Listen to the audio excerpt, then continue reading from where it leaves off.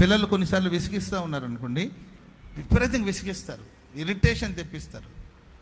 అది వాళ్ళు కాదు, వాళ్ళ వెనకాల ఒక శక్తి పనిచేస్తుంటుంది. ఆత్మీయులు అయితే గుర్తుపడతారు దాన్ని, అజ్ఞానులకు అర్థం కాదు, కానీ ఆత్మీయులు గుర్తుపడతారు.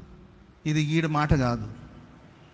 పిల్లలు కొన్నిసార్లు విసిగిస్తున్నారు కదా, దాని వెనకాల ఏదో శక్తి. భర్త ఊరికి ఇబ్బంది పెడుతున్నాడా, ఆయన వెనకాల ఏదో ఒక శక్తి పనిచేస్తుంది.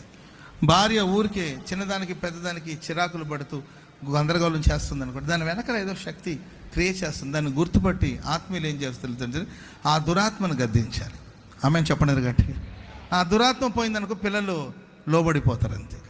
ఆ దురాత్మ పోయిందనుకో భార్య ఏమైంది, నాకు ఏమైంది అంటుంటుంది. ఏమవలేదులే మా చెప్పాలి. ఆ దురాత్మ పోయిందనుకో, అమ్మాయి నేనేమన్నా నేను బాధ పెట్టాను అంటాడు, నేనేమన్నా నేను ఇబ్బంది పెట్టాను. ఆ దురాత్మ తొలగిపోయినాడు. అందుకొరకే మనం పోరాడేది మనుషులతో కాదు, ఆకాశ మండలాల్లో సంచరించే దురాత్మ సేనలతో. సౌలుకి దురాత్మ పట్టి ఆయన ఈటి విసురుతున్నాడు. సౌలుని ద్వేషించలేదండి. సౌలు మీద నా దురాత్మ పోవాలంటే సితారా వాయించాలి. ఆమె చెప్పండి గట్టిగా.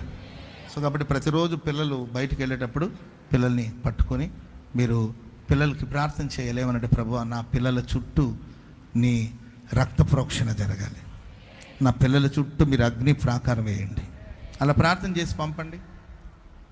నిజం చెప్పండి, అట్లా పంపిస్తున్నారా పిల్లల్ని బయటకు పంపించేటప్పుడు?